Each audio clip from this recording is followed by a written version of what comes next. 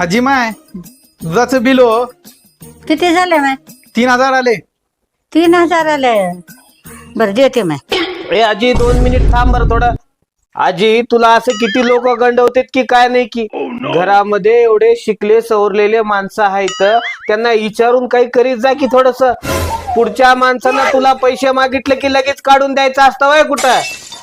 किती झालंय म्हण बिल? 3000 म्हणा बाबा. 3000. हा. थांब आपण हिशोब करू तर थांब थोडं. कर.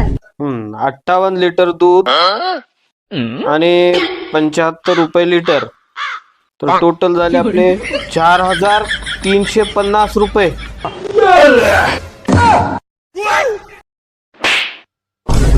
कडू भाड्या 3000 बिल आलेलं तुला बरं वाटलं नाही का? बसल्या जागी 1500ला मला चुना लागला तुझा हिसाब. नंतर हिसाब सांगायला येऊ नको मला. हो तिकडे.